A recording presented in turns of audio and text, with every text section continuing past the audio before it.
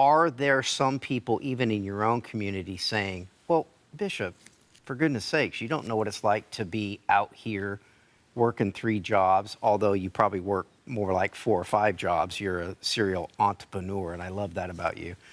But do you get criticized that you don't know how bad it really is?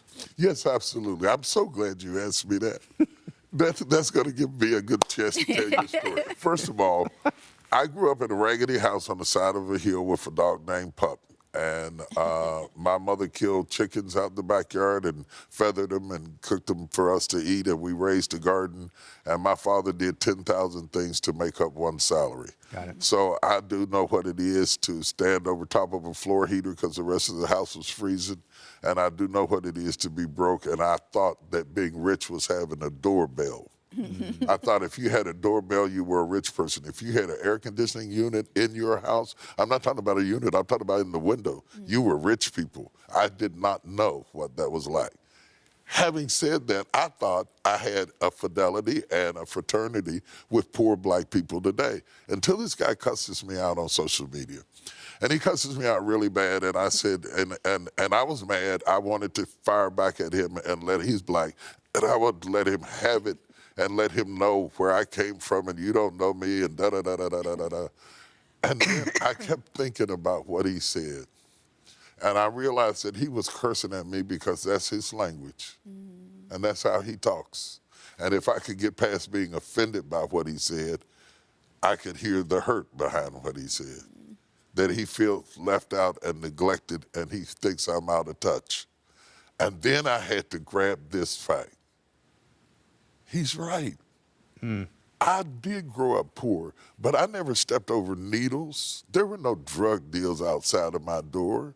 There was no shooting in my neighborhood. We were just poor, but we weren't afraid. There weren't burnings and bombings and gangs and killings and Crips and Bloods. And I don't know. He's right. I don't know what it's like to be him. The humility that it takes to bring yourself down off your high horse and admit that I may not like the way you said it, but hey, I think you're right. That ability to listen starts healing. Right now, when you start saying something, we start arguing. And anytime you're arguing, you're not listening. Right. If we listen at each other, I found out that his criticism was a cry for help.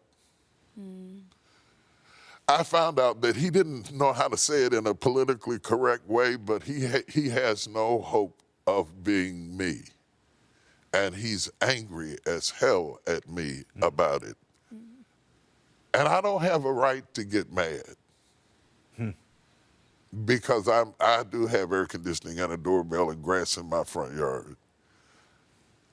I have a right, I have a responsibility to be a voice for him, because I can say it without cursing, and I can say it in a language that maybe somebody will understand. And I am seeing people in the church and outside the church, corporate America, elected officials, and spiritual leaders who are starting to say, ooh, I don't know what I don't know. Teach me. I said that wrong. What was wrong about that? Instead of defending it, how did that sound to you?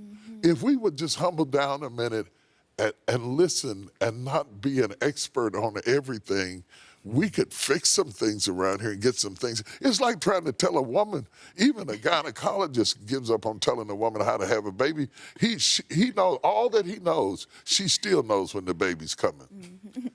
How do you feel right now? How do you know? You know, there's certain things that a woman knows that a man doesn't know.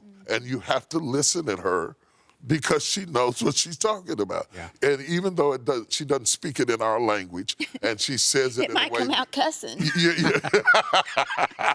And it drives us nuts. Yeah, it's the way I feel about it. It's a feeling I have about it. And I want you to give me facts. Yeah. But you don't stay married because you can talk. You stay married because you can listen. Yeah, it's so true, Bishop. Yeah, you can listen. good. You can listen.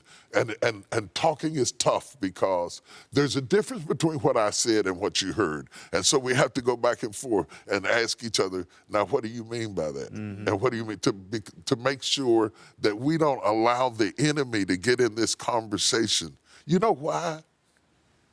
We need each other. You're right. We think we're having a conversation about race, but we're really having a conversation about humanity.